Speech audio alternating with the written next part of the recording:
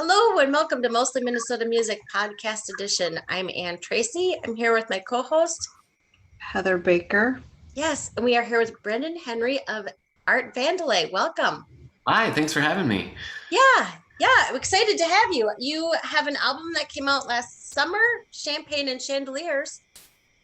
Yeah, it came out at the end of August, and we had actually recorded it in March of 2019, and had it all wrapped up, mixed and set to go in May of 2019, and the plan was to put it out the following spring, because myself and Ben Cookfelt's my keyboard player, we were both expecting our first kids, and so we were giving us a long time to get our bearings straight on that, and then on becoming parents, and so a lot of leeway, and then COVID hit, and so just kind of put it off, and it gave me more time to overthink how to release an album, and but then by the time it was, I was set to finally put it out, like kind of all the previous rules and like thoughts about how to put out an album have gone out the window. So it's kind of just like on the fly now. Everyone's kind of making it up as we go along. So, which is fun. It's fun. What's so funny is listening to the album. It's very much about coming to crossroads and making a decision, and come to a crossroad and make a decision. And I thought, I wonder if there are songs you feel differently about now, post. We're not post COVID, but you know what I mean. It's in 2021 versus the before times. That's a good question. I definitely float in and out of which songs that I really like to play. And one of the things that I've done over the last, 18 months, 19 months, however long it's been now, is as my wife and I were putting down our kid, I would play guitar for him. And I kind of use that time to practice these songs. So I would just like cycle through them. And so sometimes I really enjoyed playing one song versus another.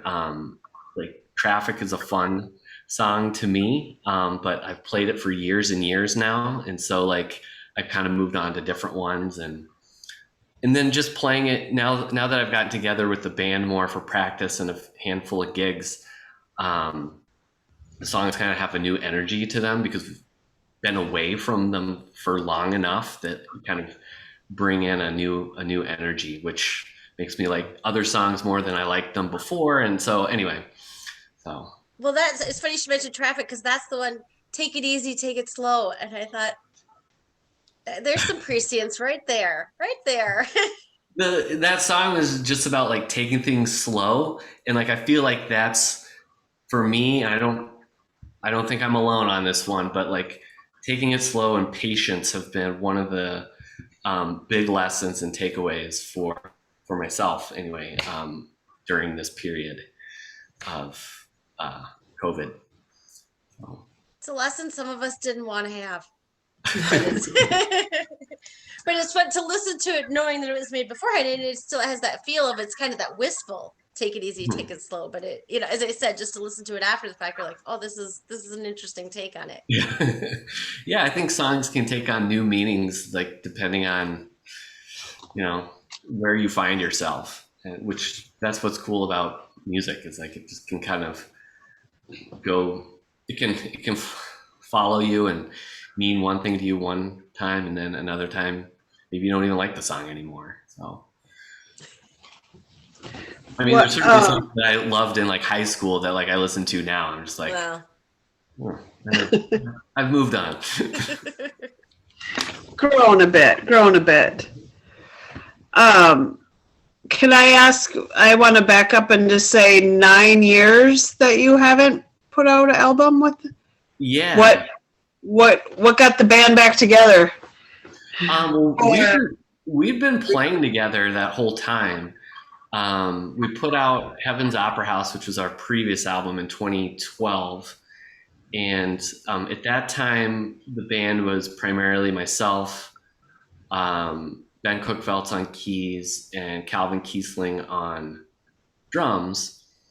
And then we just kept playing over the years. And in 2014, I believe, Drew Stevenson, who plays bass with us, we had shared some gigs with his other band that he was in, and we were happened to be on a gig together.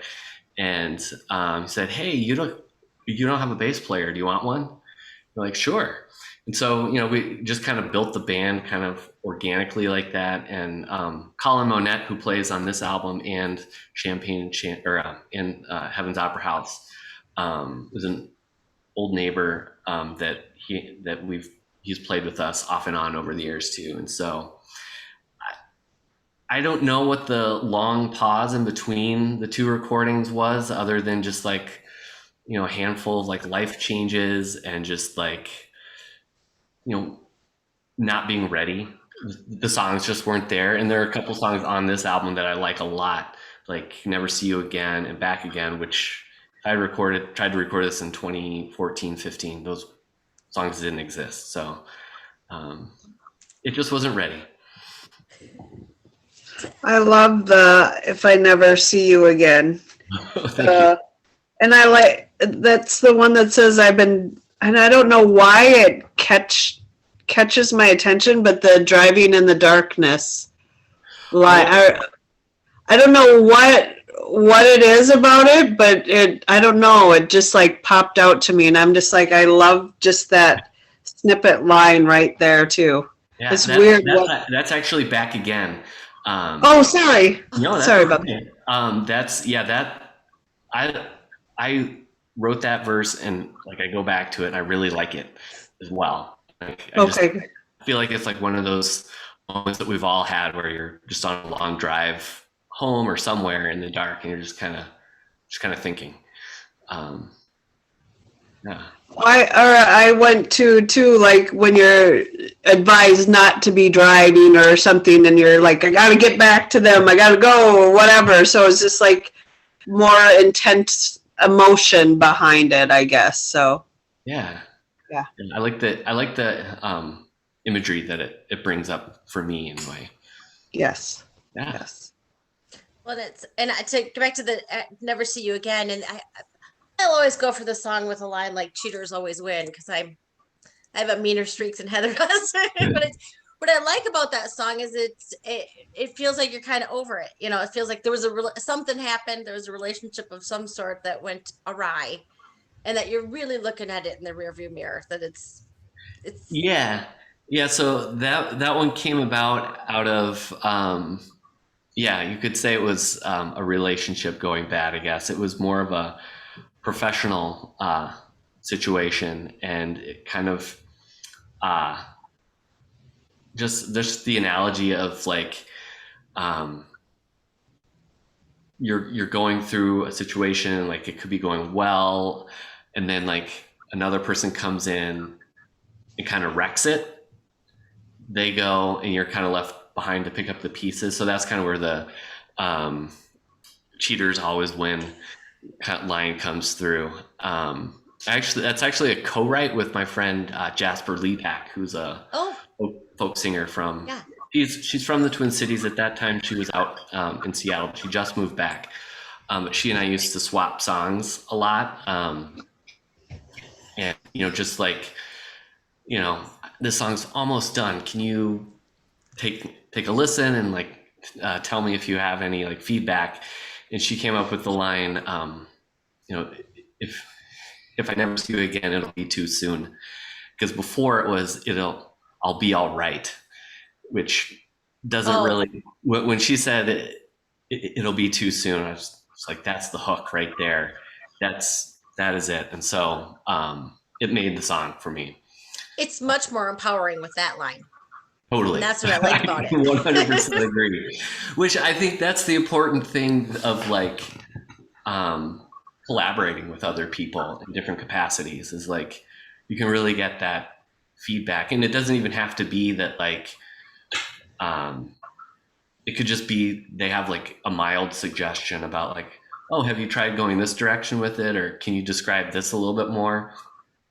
that kind of forces you to kind of dig deeper, which can take the song in a different direction. So I'm becoming a huge proponent of collaborating with other songwriters.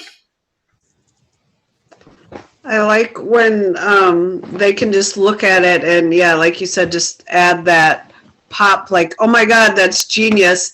And you can sit and just spin and spin, like, you know, you want to keep going down the same road and it doesn't let you. So I love, we have talked to people during COVID and the collaboration has popped up so much, which I find it exciting. Totally. Yeah. Yeah. I think it's uh, a good way to stay connected with people too, and just keep yourself inspired. Oh, Definitely. Can I ask about Slow Burn? That's a song that I like, but I would like to know more about it. yeah. So that one's actually one of the older songs on our set. Like we've been playing that one since like 2008 or so, 2007. Um, and that one I wrote trying to imagine like a jazz singer in a smoky club singing this kind of like um, love song in a way. Um, and then I just kind of put like a groove behind it, and just the thing that I enjoy playing that song a lot is just the space that we try to create with it, and each one of the players in the band can kind of do their thing and like fill that space in a way, um, which I think gives the song a lot of strength, and it's just a lot of fun to play because I don't always know how the song is going to go because we're always kind of like just kind of messing with it a little bit. But that's what the song is about. It's just kind of like I was trying to write it from a different person's perspective. Um, so yeah. The lyrics are quite literally very explosive.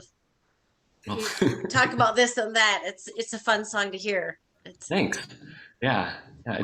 It's fun to play because there's a line in there about like don't know what to expect, and when we play that one live, um, Calvin on drums and Drew on bass and Ben on keys, they do something in the back. It's always different, and I really don't know what to expect. It could be a huge, loud hit, or it could just be like Ben like slamming his fingers down on the keys, or or it just could be like a soft like hit. But like every time it's different, and it's makes it fun to play. So hopefully it's fun for the audience to hear it. I was going to say, I like Artifact, so I would like to hear more of that one because that one caught my attention too. Architects. Oh, sorry. Why? I am like, yeah. that's I'm looking at my ghost fan. I think yeah. Yeah. No, that was just my version. Yes. Sorry. A riff off. So that one, I wrote that one in like 2010 or 2011, and that was actually kind of my response to the conclusion of the Iraq War, and just imagining that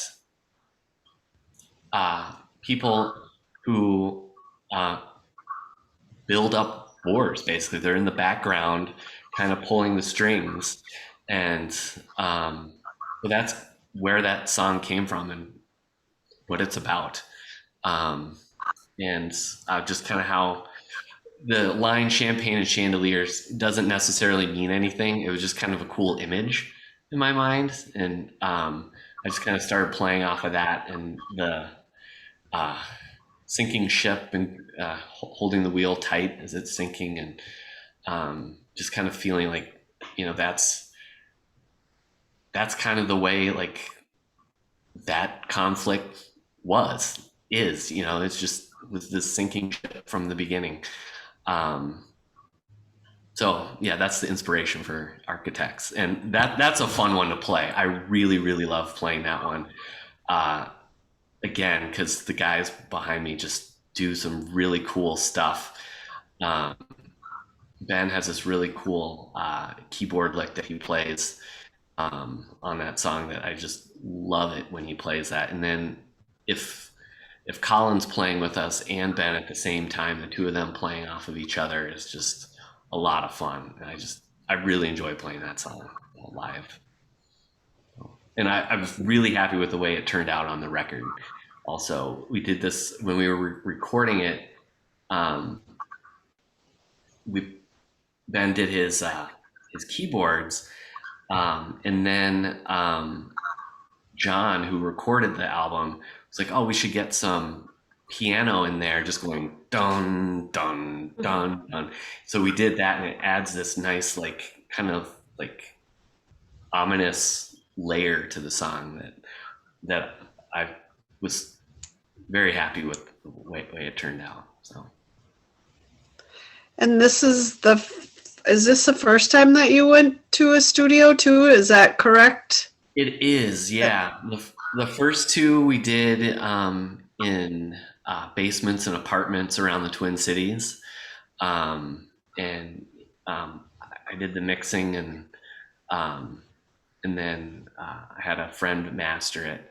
But with this one, I wanted somebody else with way more experience to record it for us, and just so another person was in charge of pushing the buttons, and like you didn't have to push the buttons and then run over here, and like that's fun, but like that I didn't want to do that with this album. And just to see how that experience would change the way it sounded, and I was really happy with the way that it came out. Just even the drums alone, I sound so much better, and like they captured the room a lot more. And so yeah, it was a lot of fun. It was a fun album to record. I was going to say it probably kept the flow going more rather than if you have to go run and push a button and do whatever. And like you said, him adding the piano of did he suggest any other things too, or have you? On Slow Burn, there's there's a little guitar solo that I'm kind of playing, and I'm playing that through a Leslie speaker um, that's usually used, with the Hammond B3.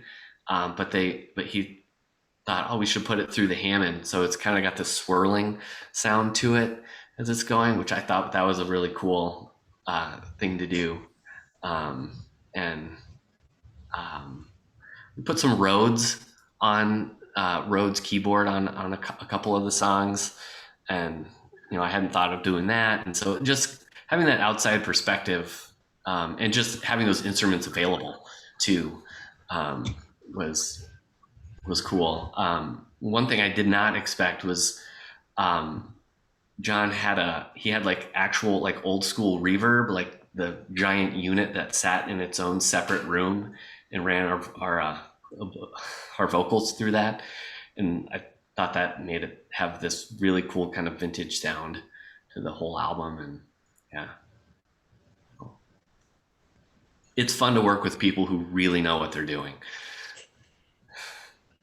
Well, a little playland, like you said, with all the musical instruments, that would be fun in itself, too. Absolutely. Yeah. I think it's helpful to have done it yourself too, but sometimes it's nice to have that in the rearview mirror and then move forward. Yeah. It's nice to like not walk into that situation completely clueless to how an album is made and like kind of what to expect from an engineer, and also when to know not to say anything, just to know that like they're the engineer, that's what they're doing, and sometimes maybe their suggestion is the better idea. I had a friend once who was a graphic designer who said that she liked working when people just let her do what she was good at. And I've never forgotten that. And so when I'm working with somebody who has far more experience with a certain aspect than I do, I just let them run with it. And it was nice to have some guidance, but like just to kind of let go a little bit too. That's a high level of trust. You know, it's and with something that's so personal to you, that's something that's so creative. That's it's hard. That's Yeah. Yeah. And I think too, like having done two previous albums, kind of get some of that out of the way too. Like, like you're not as precious with the songs either. It's kind of just like you're capturing a moment of that song. You know, we recorded these songs 2 years ago, or I guess almost 3 years ago now. But we play them. I think we play them better now than we did, 3 years ago. Um, but we still played them well. It's just, we're capturing a moment, and I don't know. I think it's good to keep that in mind when you're going into a recording session. well, it must be different because you've played a couple of live shows, as you say, to have these songs that you've been playing for years and years, and then kind of to have the hiatus, and then to have album under wraps for a little bit, and then wham after August. How have the audiences been? They love the new sound. It's so many different sounds going on. Yeah, I've gotten a good response when we've played out. It you know I feel like most of our audience that has come to our shows maybe have heard these songs, but it's been 3 years since they've heard them, and just kind of having a new energy behind them kind of makes them sound brand new. But then it's also been fun to introduce them to new people, because I've seen people in the audience that I've never seen before, and they're listening and they're enjoying it. So it's really nice to just keep the ball rolling with it, and also just knowing that like these songs aren't really new to us, but they're new to somebody out there, and just keep them going. So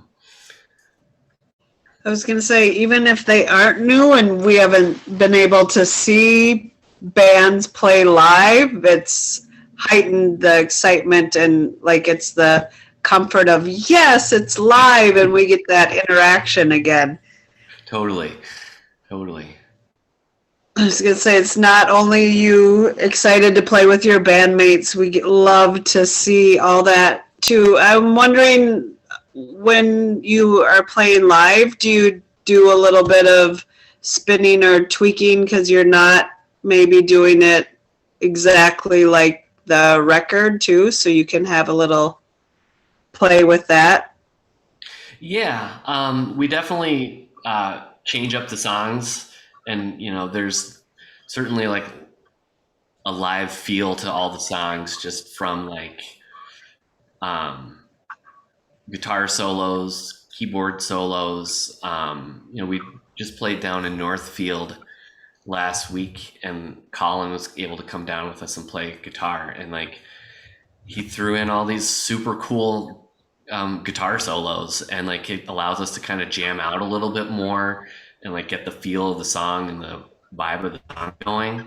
Um, it's hard to do that on an album, but I think that's what's cool about seeing live music, is like you see something that is slightly different than what you were listening to at home. So yeah, we certainly change it up.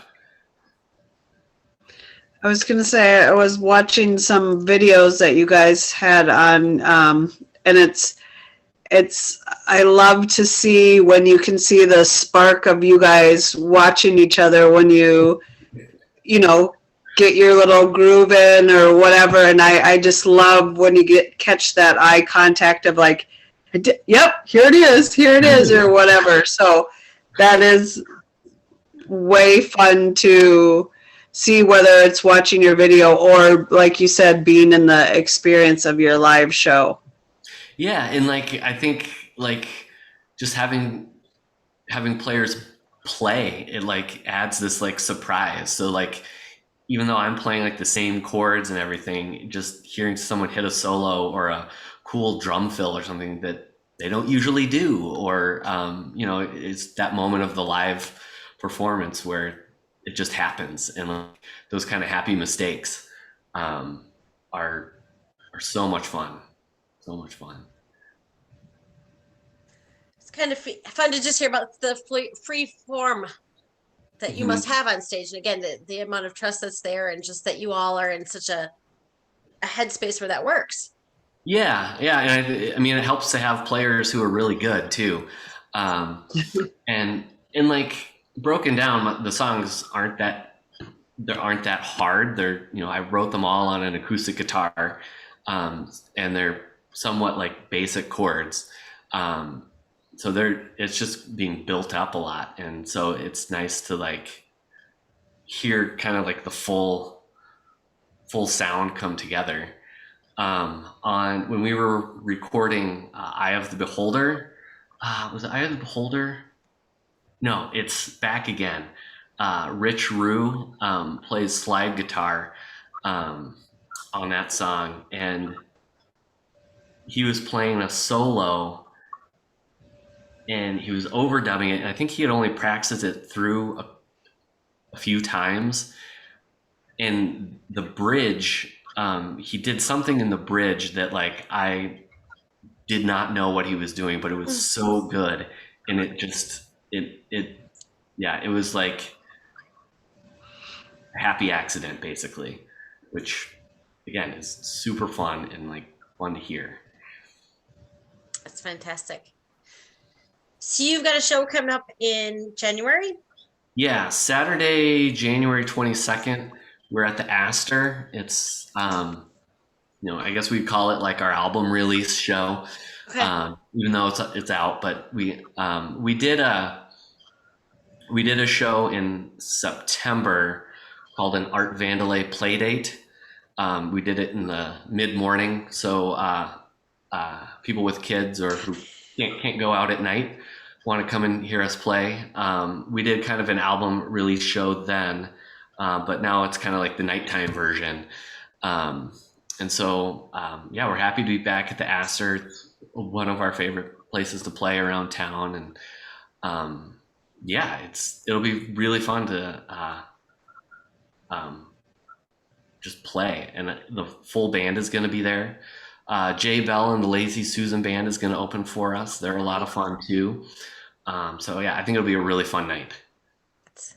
Well, and I love the idea of the mid morning, and I'm beyond it. My youngest is 17, but I think that there's really an opening for people who would love to see music. It's a great way to introduce the next generation to music.